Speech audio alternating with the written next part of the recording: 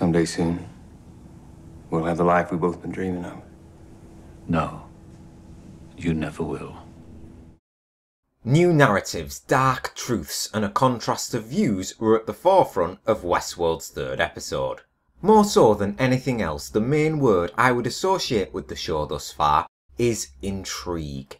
There's just so many ideas, so many fan theories floating around, it's near impossible to know which one could end up being right. So let's jump into it, because the main scene that I took away from this episode were the key differences highlighted between Ford and Bernard. Ford was able to give us some backstory into the pack's creation, as we learnt that originally he worked alongside his partner, Arnold. He alluded to the details as to how Arnold died within the pack, something which I feel might actually involve Ford himself, as he gave what I saw as a hint of a warning to Bernard. It's obvious to see they both have vastly different views on the hosts. Bernard seems to care for them, want to fix them and evolve them before erasing their memories. Ford, however, really did show us his true colours. Anthony Hopkins, as I'm sure the whole world is aware, plays a magnificent and captivating villain.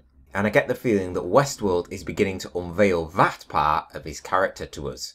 Ford's brutal and harsh conversation with Teddy, telling him that he would never get to have the life he wanted with Dolores, and that he was there just to be bested, showed us Ford's underlying and dark tendencies. He even chastised one of his employees after they covered up a host while they were being worked on. He bellowed, "They don't feel cold, they don't feel shame, they only feel what we tell them to."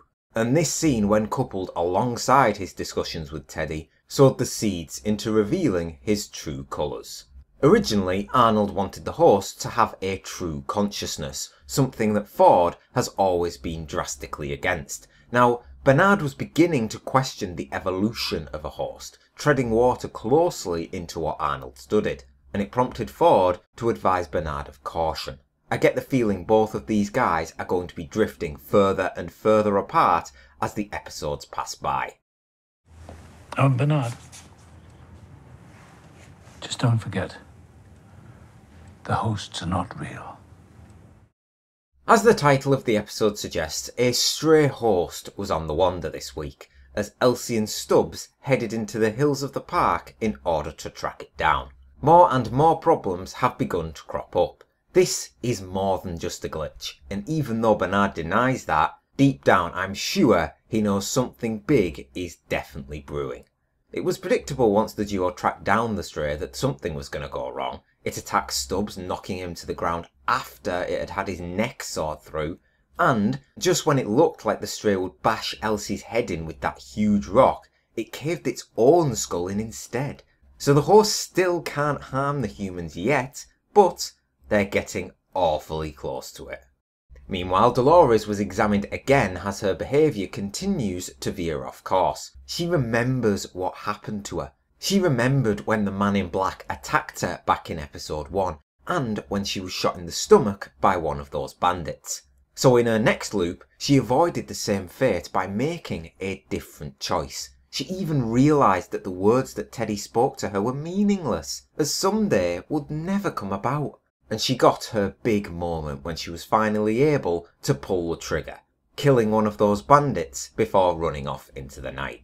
Dolores fleeing the scene and avoiding her fate at the hands of those bandits led her to the camp of William and Logan. So I'm curious now, does that mean she's escaped her loop? Because when she awakes, there's got to be some questions. And as it turns out, poor old Teddy was in fact seemingly designed to die. He'd already died over 1,000 times.